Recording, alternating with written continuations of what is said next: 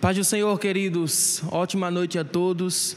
Vamos dar início agora ao nosso culto de doutrina. Eu queria convidar você, se você estiver conectado pelo seu smartphone ou se você estiver assistindo pela televisão da sua casa, que você possa reunir toda a sua família para que nós possamos cultuar juntos ao Senhor, amém? Vamos iniciar esse culto orando ao Senhor, entregando a Ele este momento. Então, feche seus olhos nessa noite e vamos orar junto comigo, amém? Querido Pai, nós queremos Te agradecer, Senhor. Primeiramente, ó Pai, nós queremos dizer que nós somos gratos a Ti por este momento, por esse dia. Nós queremos Te agradecer pela oportunidade que o Senhor nos concede, ó Pai, de mais uma vez podermos acordar, ó Pai, e viver, Senhor. Querido Pai, nós queremos Te entregar, ó Pai, este momento, este culto em Tuas mãos. Nós queremos Te entregar, ó Pai, cada família, cada lar que está aqui nos assistindo nessa transmissão, ó Pai. Que o Teu Santo Espírito possa visitar cada casa nesta noite, em nome de Jesus. E que em nome de Jesus, ó Pai, o Teu nome seja glorificado em tudo que nós formos fazer, ó Pai. Abençoa o nosso culto, o momento do louvor, toda a liturgia, o pastor Antônio que trará o estudo nessa noite. E que mais uma vez, ó Pai, o Teu santo nome seja glorificado. É no nome do Teu Filho que nós Te oramos nessa noite, em nome de Jesus. Amém. Nesse momento vamos cantar o hino do cantor cristão, de número 454, Vitória nas Lutas.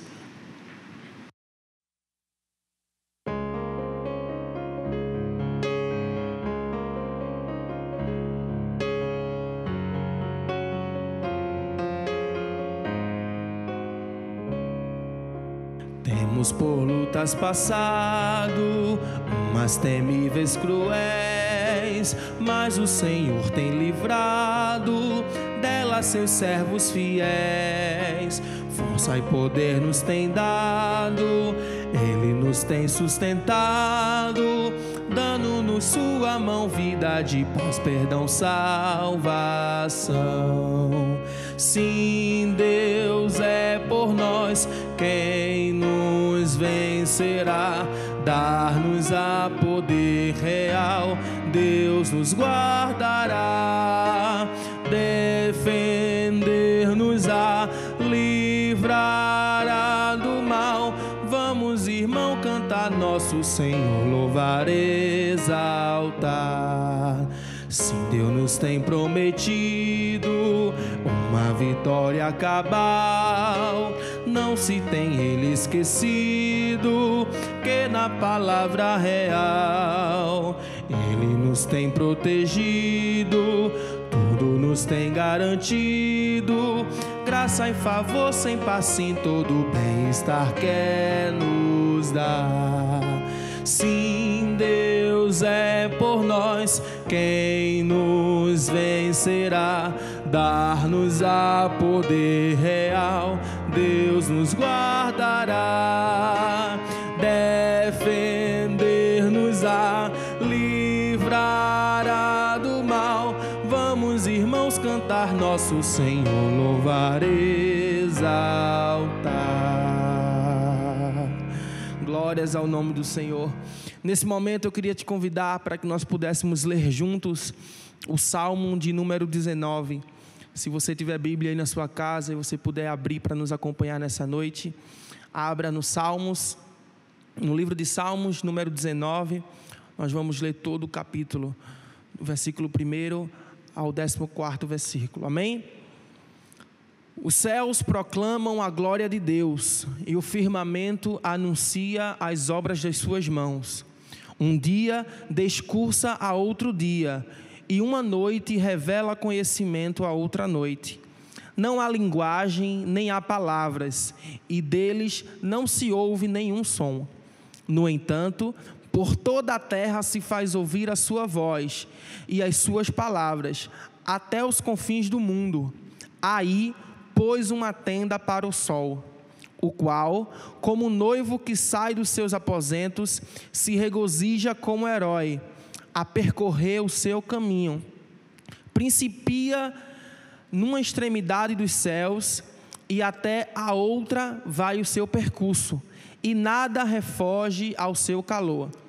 A lei do Senhor é perfeita e restaura a alma. O testemunho do Senhor é fiel e dá sabedoria aos simples. Os preceitos do Senhor são retos e alegram o coração. O mandamento do Senhor é puro e ilumina os olhos. O temor do Senhor é límpido e permanece para sempre. Os juízos do Senhor são verdadeiros e todos igualmente justos. São mais desejáveis do que ouro, mais do que muito ouro depurado, e são mais doces do que o mel e o destilar dos favos. Além disso, por eles se admoesta o teu servo, em os guardar a grande recompensa. Quem há que possa discernir as próprias faltas? Absolve-me das que me são ocultas. Também da soberba guarda o teu servo, que ela não me domine. Então serei irrepreensível e ficarei livre de grande transgressão. As palavras dos meus lábios e o meditar do meu coração sejam agradáveis na tua presença, Senhor, rocha minha e redentor meu. Vamos louvar ao Senhor nessa noite em nome de Jesus.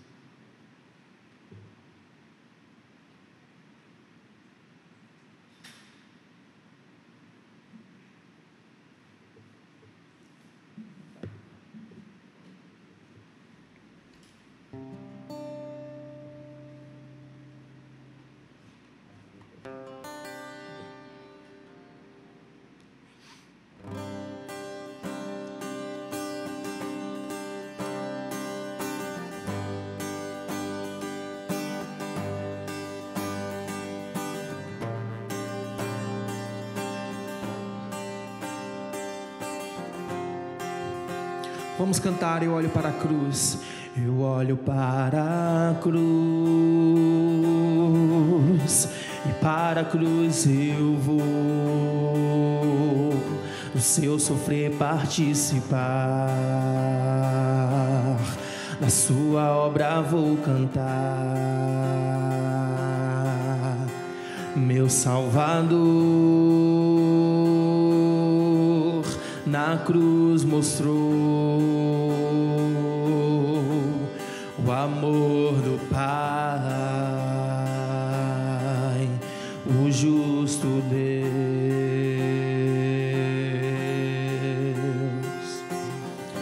Pela cruz me chamou, gentilmente me atraiu, e eu sem palavras me aproximo, quebrantado por seu amor.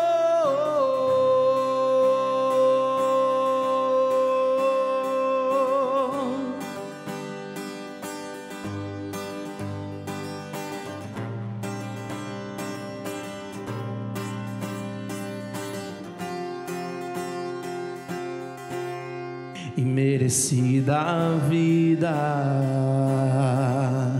de graça recebi, por sua cruz, da morte me livrou, trouxe minha vida. Eu estava condenado, mas agora pela cruz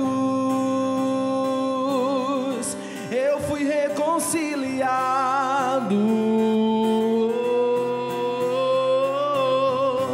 Pela cruz me chamou, gentilmente me atraiu, e eu sem palavras me aproximo, quebrantado por seu amor.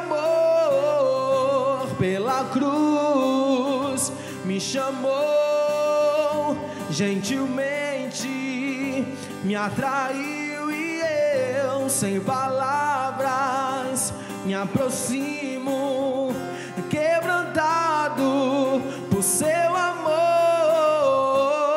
Impressionante é o seu amor.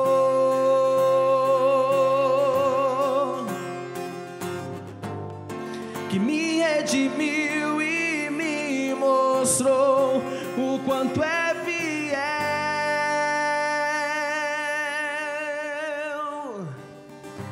Pela cruz me chamou, gentilmente me atraiu e eu, sem palavras, me aproximo, quebrantado por seu amor. Pela cruz me chamou, gentilmente me atraiu e eu, sem palavras, me aproximo, quebrantado por seu amor.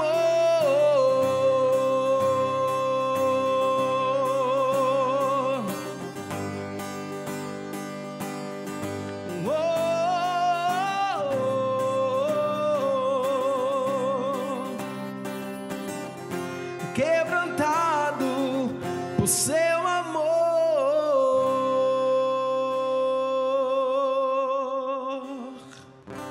Glória a Deus, aleluia.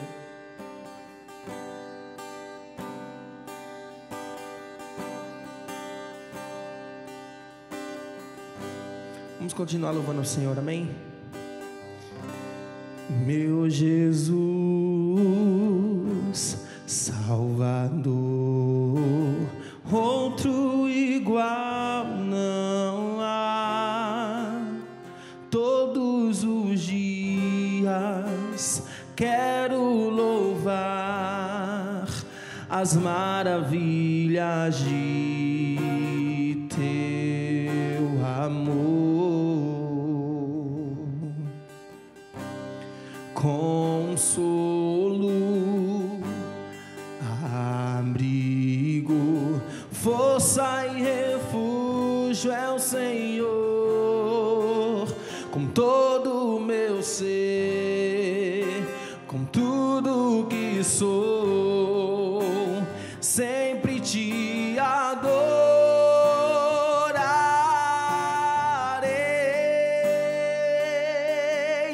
Aclame ao Senhor toda a terra e cantemos poder, majestade, louvores ao Rei. Montanhas se prostrem e rujam os mares ao som de teu nome. Alegre te louvo por teus grandes feitos, firmado estarei, sempre te amarei. Incomparáveis são tuas promessas pra mim.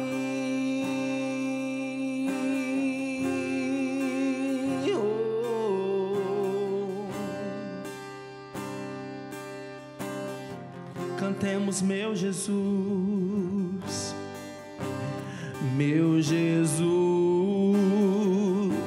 Salvador, outro igual não há. Todos os dias quero louvar as maravilhas de teu amor. Consolo, abrigo, força e refúgio é o Senhor. Com todo o meu ser, com tudo que sou, sempre te adorarei.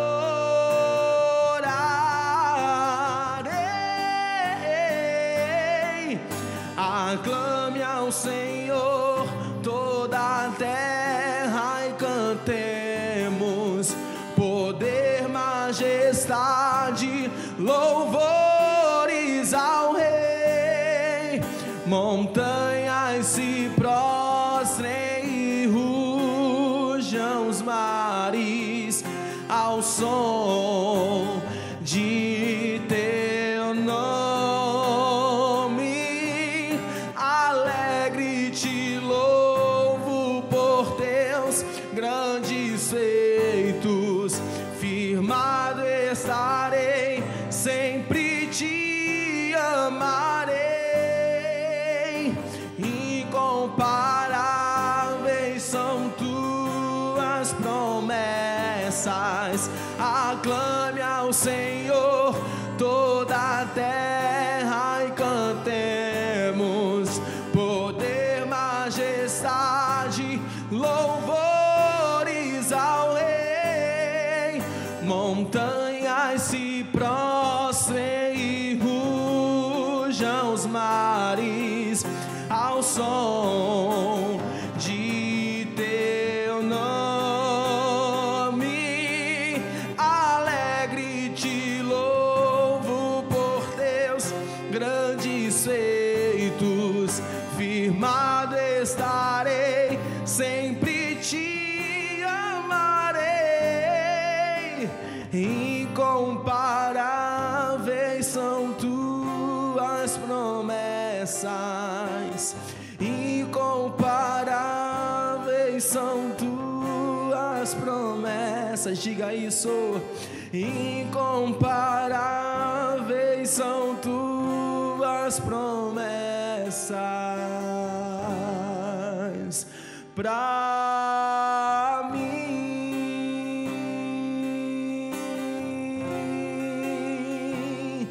Para nós, Senhor, as tuas promessas, Deus, são incomparáveis para o Brasil, Senhor, para cada um de nós, para aquele que espera, que confia nele.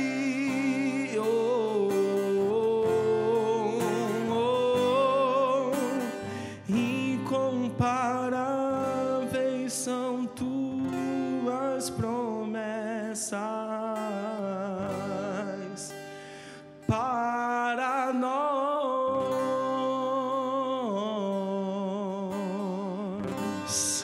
Louvado seja o nome do Senhor Jesus Cristo. Aleluia. Vamos convidar o pastor Antônio aqui na frente. Ele que trará o estudo, continuará trazendo o estudo na carta de Colossenses. Então, queríamos convidar o pastor Antônio. Vamos estar orando pela vida dele, para assim ele estar trazendo a reflexão nessa noite, em nome de Jesus.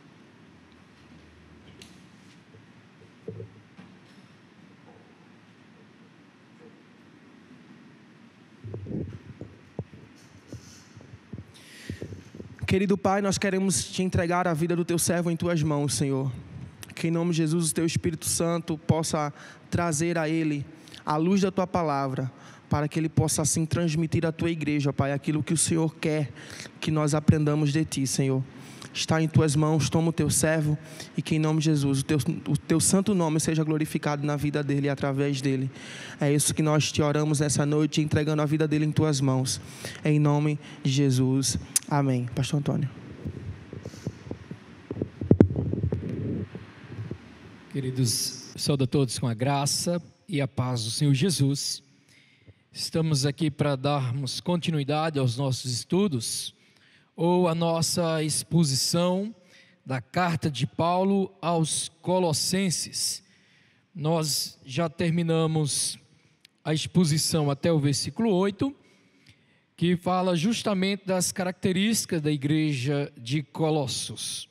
Nós estudamos do versículo 1 ao 2, a sua saudação, do 3 ao 8, essas características que Paulo menciona da igreja de Colossos.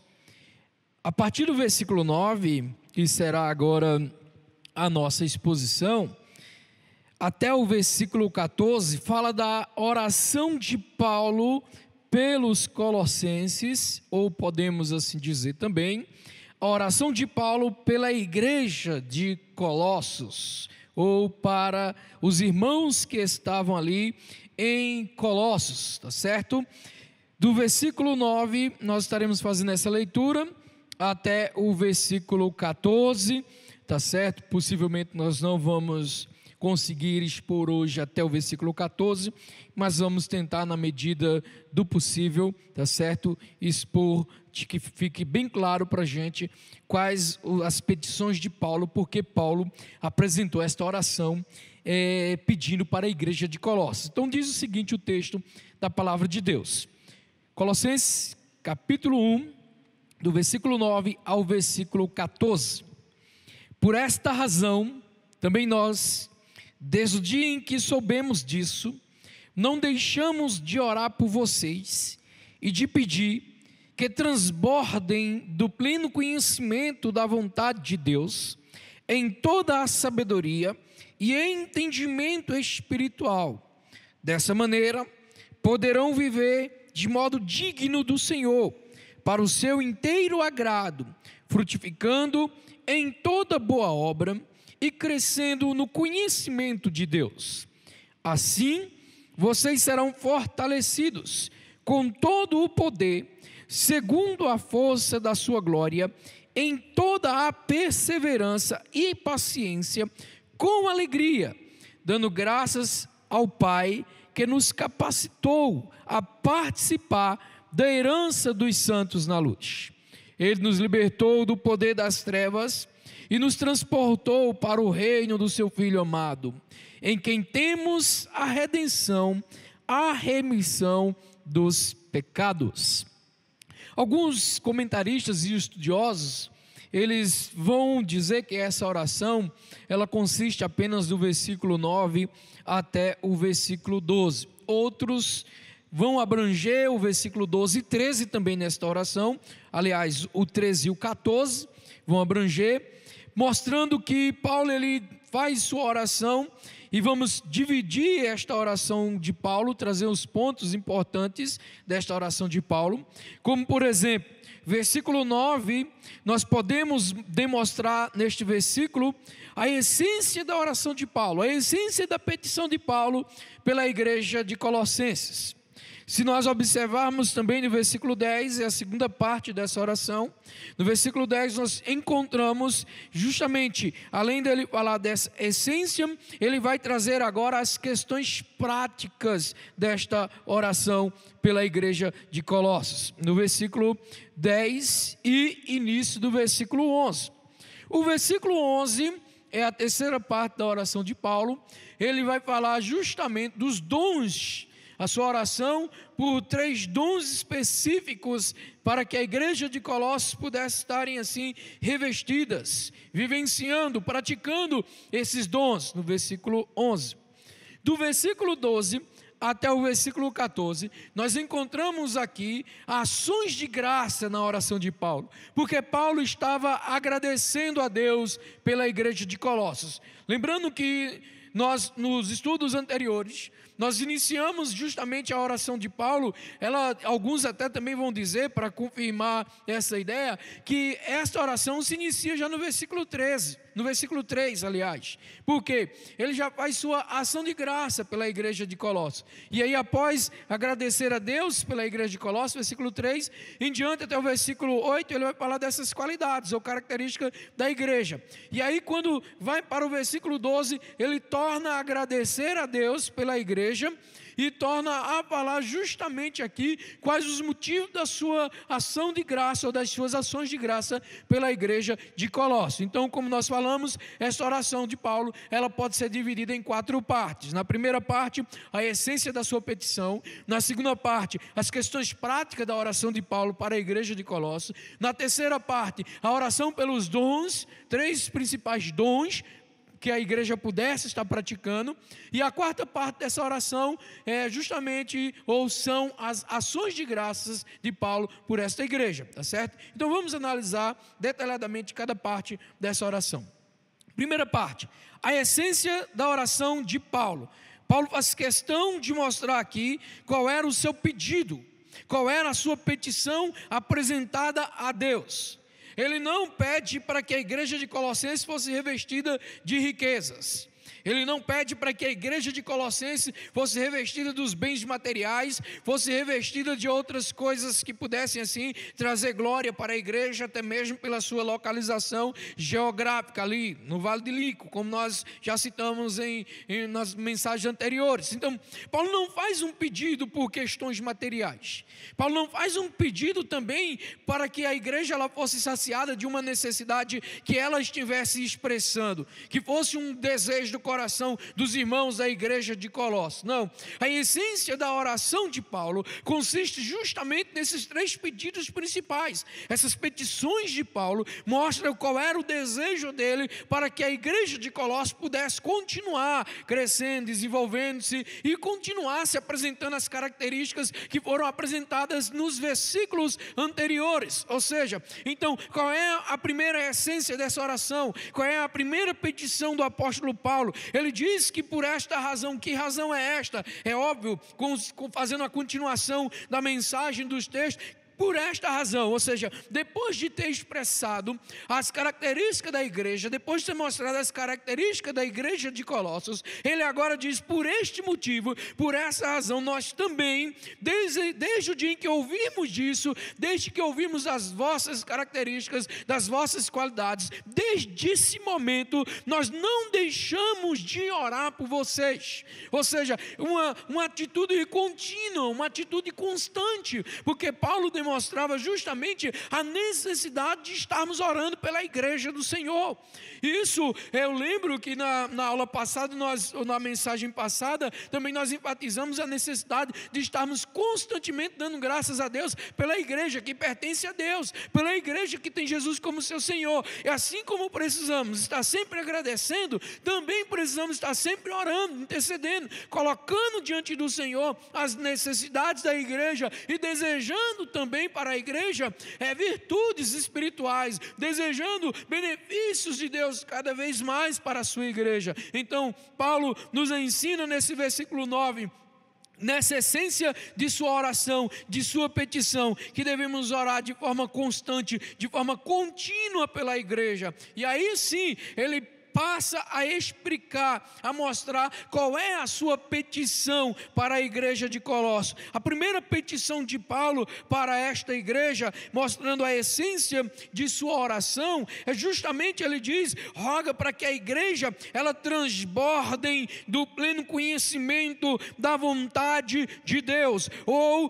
que a igreja seja cheia do pleno conhecimento da vontade de Deus. É a primeira petição de Paulo. É a primeira essência da oração de Paulo que nós destacamos aqui. A sua oração é para que a igreja ela conheça a vontade de Deus e não de forma superficial, não pouco, mas de forma plena, de forma completa, de forma abundante. Ou seja, o desejo de Paulo para a igreja de Colossos é que ela realmente pudesse caminhar em concordância com a vontade de Deus, ela pudesse ter este conhecimento pleno da vontade de Deus. É isso que devemos orar constantemente, para que todas as igrejas elas possam realmente buscarem este conhecimento da vontade de Deus e andar neste conhecimento. Nós vamos falar o que significa este andar mais adiante, nas questões práticas dessa oração. Mas o que significa este conhecimento?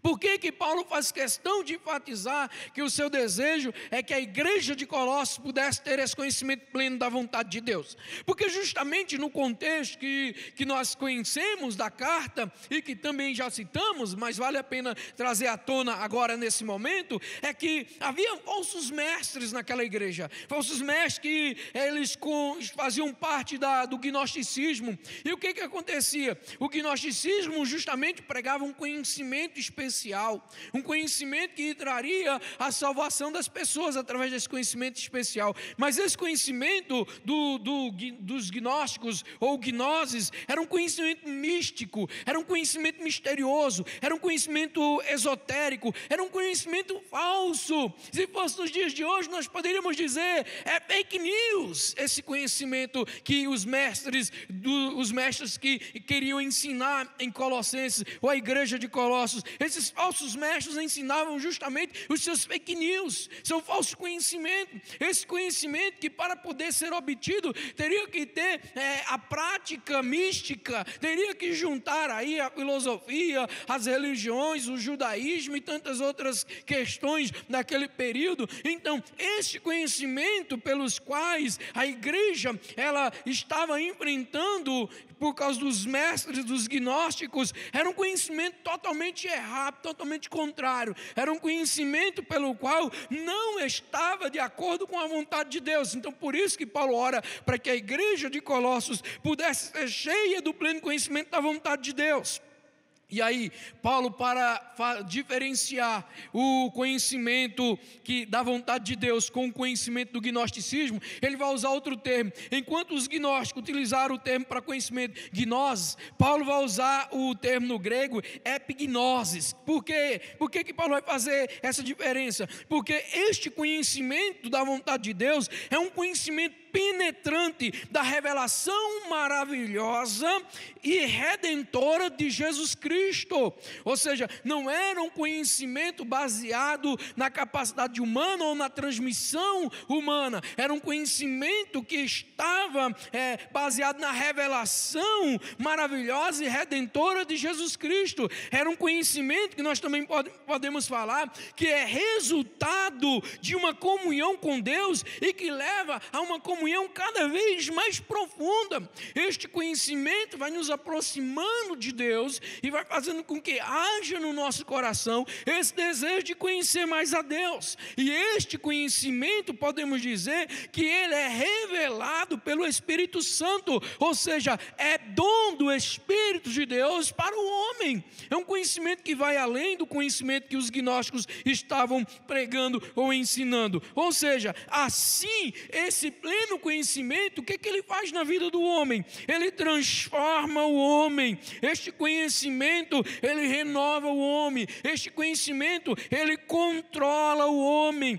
Porque quando Paulo diz que o seu desejo é para que a igreja seja cheia do pleno conhecimento da vontade de Deus, isso quer dizer que este conhecimento é aquele que vai controlar a vida do cristão, é aquele que vai conduzir a vida do cristão. Então, a primeira petição que Paulo fala aqui para a igreja de Colossos, e que é a essência da sua oração, é pedindo para que a igreja tivesse o pleno conhecimento da vontade de Deus. Hoje, como nós falamos muitas das vezes, por avanço das tecnologias, as pessoas elas têm a facilidade de obter diversos conhecimentos. É só pesquisar nas redes sociais, usar a internet aí para pesquisar o que você quiser, você consegue adquirir o conhecimento. E o que mais chama a atenção é que muitos filhos de Deus, eles se empenham para obter tantos conhecimentos em tantas áreas, mas não têm a mesma dedicação, não têm o mesmo esforço, não têm o mesmo empenho para buscar este conhecimento da vontade de Deus. Então, amados irmãos, todos que estão nos acompanhando nessa mensagem, em meio também temos que sempre estar citando, infelizmente, mas cremos que logo mais não vamos ter que estar citando essa pandemia, mas neste momento, agora é uma oportunidade que Deus está lhe proporcionando de buscar o pleno conhecimento da vontade de Deus. Quem aqui não já ousou questionar a Deus por que tudo isso? Quem diante de tudo isso? Mas em vez de nós questionarmos a Deus por que tudo isso, nós devemos buscar esse pleno conhecimento da vontade de Deus, ter esta experiência com Deus, porque é por abandonar o conhecimento da vontade de Deus que Paulo vai dizer que em Romanos capítulo 1 versículo 8, que os homens rejeitaram o pleno conhecimento de Deus, e aí Deus os entregou aos seus próprios sentimentos, aos seus próprios prazeres.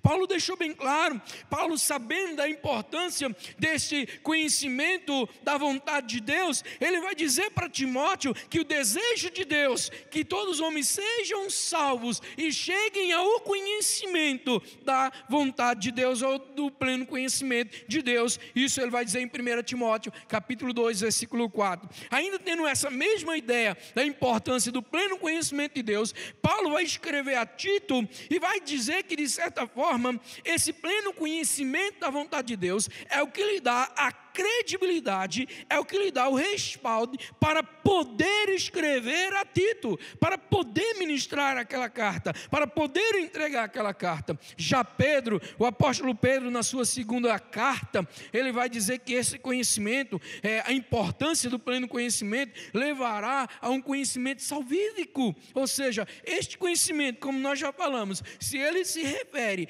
à revelação de Jesus Cristo, a revelação maravilhosa e redentora de Jesus Cristo, isso implica em quê? Em um conhecimento salvífico. Ou seja, é um conhecimento que através dele nós podemos alcançar a salvação, porque este conhecimento, ele é a revelação maravilhosa justamente de Cristo Jesus e da redenção, e que aí é o quê? Pela graça nós somos salvos. Por isso que a primeira petição, a primeira essência da oração de Paulo, que nós podemos destacar aqui neste versículo 9, é para que a igreja pudesse transbordar ou ser cheia do pleno conhecimento da vontade de Deus. Busquemos nesses dias conhecer qual é realmente a vontade de Deus. Fazer aquilo que até mesmo Paulo aconselha em Romanos, capítulo 12, um texto tão conhecido por nós, né? Rogo, pois, irmãos, pelas misericórdias de Deus, que apresentei os vossos corpos como sacrifício vivo, santo e agradável a Deus, e não vos conformeis com este mundo,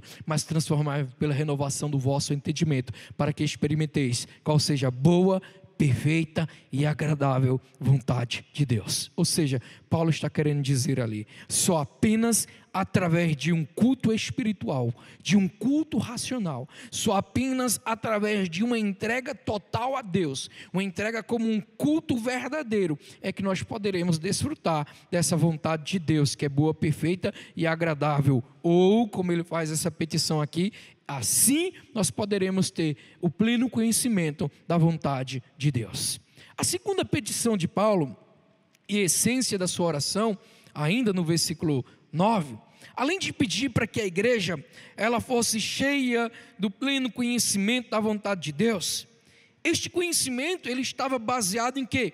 Na sabedoria, porque ele diz que a igreja ela deveria transbordar do pleno conhecimento da vontade de Deus em toda a sabedoria. Ou seja, também poderemos estender que o desejo de que a igreja fosse cheia do pleno conhecimento da vontade de Deus, podemos afirmar que o desejo de Paulo era que a igreja também fosse cheia de sabedoria.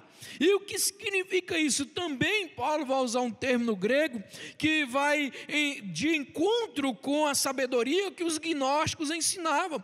Ele vai usar o termo sofia, que significa aplicação prática da fé em Cristo. A sabedoria que Paulo pede para que a igreja estivesse cheia, esta palavra, somente em Colossenses, Paulo vai usar por 6 vezes. Vou só citar aqui, não vou ler, mas ele vai usar, além do versículo 8, ele vai falar dessa sofia ou dessa sabedoria, versículo 8, ele vai falar também versículo 28, vai falar no capítulo 2, versículo 3 e versículo 23, vai falar dessa sofia, capítulo 3, versículo 16, e vai falar dessa sofia no capítulo 4, versículo 5, ou seja, apenas em Colossenses, Paulo usa 6 vezes esse termo sofia, que nos leva à ideia de uma aplicação prática da fé em Cristo. Lembrando que uma das características da igreja qual era mesmo? Era justamente a sua fé em Cristo, mas não apenas fé, mas era necessário a aplicação dessa fé, e a aplicação dessa fé era resultado da sabedoria que a igreja tinha, e também do desejo de Paulo para que a igreja fosse cheia desta sabedoria. Também essa sabedoria, ela pode implicar em conhecimento dos primeiros princípios, em conhecimento dos fundamentos elementares da fé cristã, dos princípios pelos quais as Sagradas Escrituras nos ensinam. Sabedoria justamente também é isso. Outra definição que nós poderíamos trazer sobre essa sabedoria que Paulo deseja que a igreja seja cheia, é a habilidade de fazer uso dos melhores meios a fim de atingir-se o mais alto alvo. Qual é o mais alto alvo? Uma vida para a glória de Deus.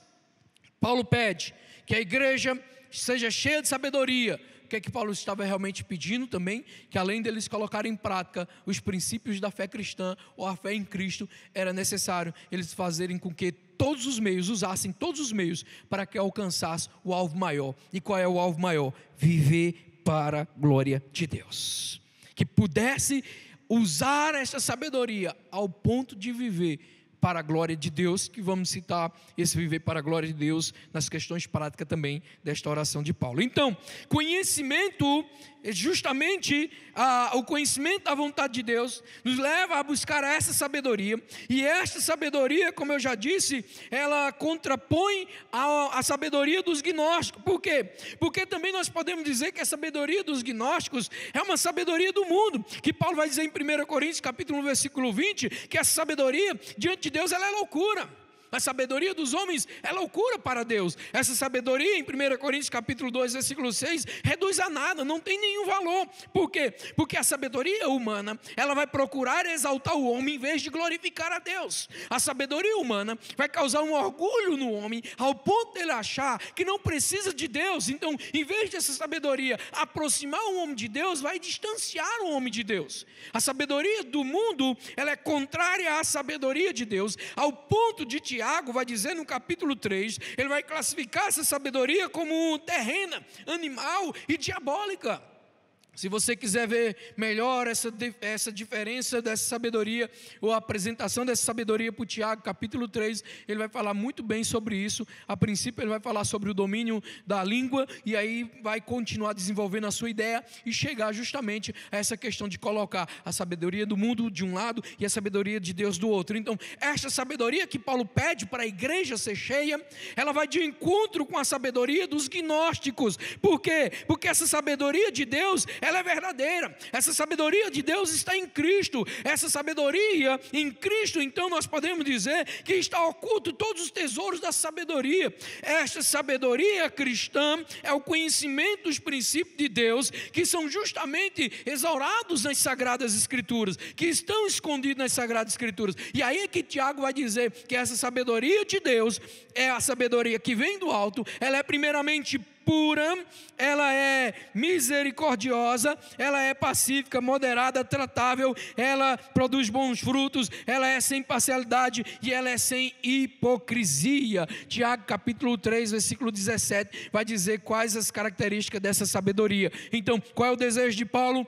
A sua primeira petição, que a igreja fosse cheia do pleno conhecimento da vontade de Deus. Sua segunda petição, como essência de sua oração, é que a igreja também fosse cheia de quê? De sabedoria, que ela pudesse aplicar os princípios da fé em Cristo, que ela pudesse usar todos os meios para alcançar o mais alto grau, ou o que mais realmente importa, que era viver para a glória de Deus. E que essa sabedoria, ela é contrária à sabedoria que os gnósticos ensinavam na igreja de Colossos, não apenas na igreja de Colossos, mas em outras igrejas, porque nesse tempo o gnosticismo já estava espalhado, já estava tentando destruir a igreja do Senhor em muitos lugares, né? Mas aí Paulo, aqui ele combate isso, disse: olha, eu oro para que a igreja seja cheia do conhecimento da vontade de Deus, plena, um conhecimento pleno, não é um conhecimento moderado, não é um conhecimento com medida pouca, não, é um conhecimento completo, um conhecimento realmente que a igreja possa estar transbordando do conhecimento da vontade de Deus. Mas eu também oro para que a igreja, além desse conhecimento, ela também seja cheia de sabedoria, a Sofia, esta sabedoria que quer dizer os princípios da palavra, essa sabedoria que implica dizer a prática da fé cristã, essa sabedoria que implica dizer saber usar todos os meios, colocar em prática tudo, essa sabedoria que é contrária à sabedoria do mundo, essa sabedoria que, segundo Tiago, é uma sabedoria pura, é uma sabedoria pacífica, é uma sabedoria moderada, é uma sabedoria tratável, é uma sabedoria cheia de misericórdia, é uma sabedoria que produz bons frutos, é uma sabedoria sem parcialidade e é uma sabedoria sem hipocrisia. A terceira petição de Paulo, como terceira essência da sua oração, ainda no versículo 9, porque nós deixamos bem claro que a primeira parte da sua oração está aqui no versículo 9, no final ele vai dizer do versículo 9, que a igreja também, ela deveria ser cheia de entendimento espiritual, ou como alguns vão utilizar, alguns estudiosos, preferem utilizar a palavra inteligência espiritual.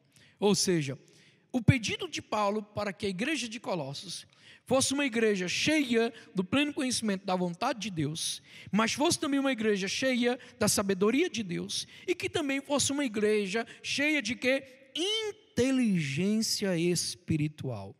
Queridos, amados irmãos e irmãs, temos que acabar com essa ideia de que muitos acham que nós, que somos cristãos, somos ignorantes, de achar que a igreja, ela só possui um conhecimento de Bíblia, de religião, ou outra coisa assim, e acham que nós somos ignorantes. Temos que parar, temos que combater isso, temos que mostrar para as pessoas que nós somos inteligentes, nós possuímos uma inteligência espiritual, e essa inteligência espiritual, ela vai desenvolver outros conhecimentos em outras áreas, e as pessoas nos verão como exemplos.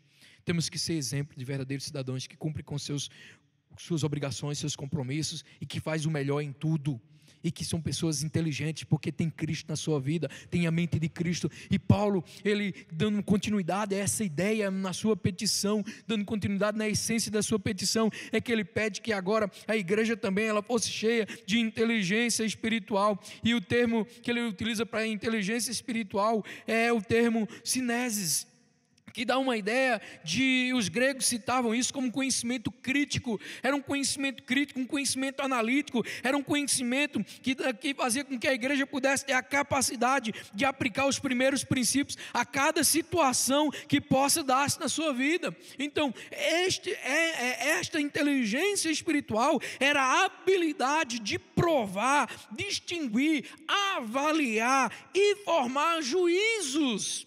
Também podemos dizer que esta habilidade ou esta inteligência, na versão que eu estou utilizando aqui, vai dizer entendimento, em outras versões vai dizer discernimento. Paulo pede para que a igreja tenha inteligência espiritual, a igreja tenha discernimento. Isso significa uma clara análise que capacita o cristão a distinguir ou a diferenciar o que é bem, o que é mal, o que é bom, o que é ruim, e a aplicar todo o seu conhecimento em qualquer circunstância da vida.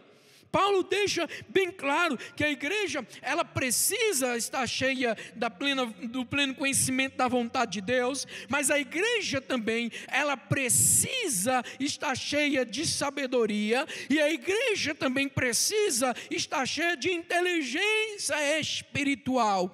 Uma igreja que tem uma mente pensante, analítica, crítica, que sabe distinguir o bem e o mal, que sabe distinguir a luz, trevas, que sabe distinguir aquilo que vai trazer benefício e aquilo que não vai trazer benefício. Uma igreja que sabe claramente qual é realmente a vontade de Deus para a sua vida. Porque quando Paulo fala de uma inteligência espiritual, Paulo está falando de uma vida prática da palavra, porque não adianta, o cristão ele pode ter o conhecimento teológico, ele pode ter conhecimento filosófico, ele pode ter conhecimento de qualquer outra ciência, ele pode ter conhecimento de tudo que a vida lhe apresenta, até mesmo conhecimento empírico, mas se ele não tiver o conhecimento empírico, a prática da palavra não serve de nada. Nós encontramos muitas pessoas aí cheias de conhecimento, mas que são brutas dentro de casa, grita com sua esposa, com seus filhos, maltrata, bate, abusa verbalmente, de outras formas. Que tipo de conhecimento é este? Que tipo de conhecimento da vontade de Deus é essa? Que tipo de sabedoria é essa? Pode ter conhecimento, pode ter sabedoria, mas falta inteligência espiritual, falta a prática da palavra, falta justamente aquilo que verdadeiramente o Senhor quer de mim, quer de você, que venhamos praticar todos os princípios, que venhamos praticar a sua palavra. Não adianta, eu posso ler a Bíblia de Gênesis, Apocalipse, quantas vezes eu quiser, eu posso realmente ter muitos anos de crente, eu posso até fazer muitas coisas na igreja, mas se eu não viver a palavra e não tiver a inteligência espiritual, não serve de nada. Irmãos amados, É triste quando nós olhamos para a realidade de quanta inteligência está faltando no meio do povo de Deus. Não falo fora da igreja, que fora da igreja a gente já sabe como é a real situação.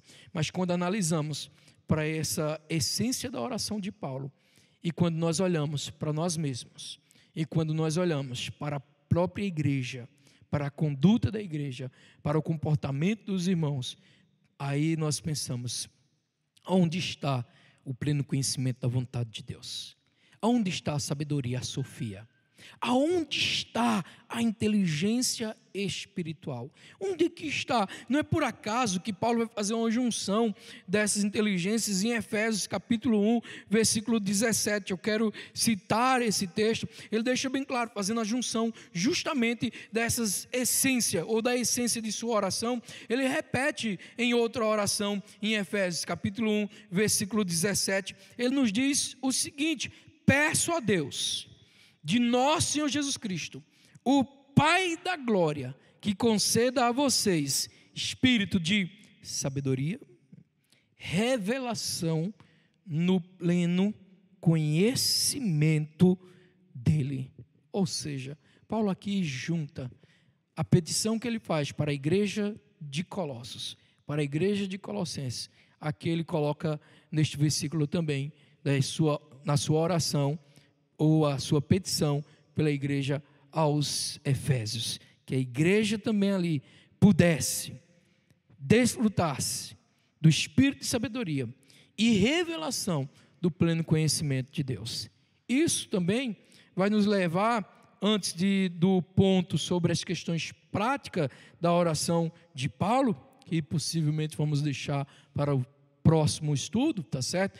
Mas isso vai nos lembrar também que Tiago, ele nos exorta, capítulo 1, do versículo 22 ao 25, ele nos fala sobre essa questão da importância da prática da palavra de Deus. Ou seja, nós podemos dizer aqui que a ideia de Tiago é a mesma de Paulo, ele não entra em contradição, pelo contrário, essa ideia de Tiago faz justamente um complemento do que Paulo já está ensinando.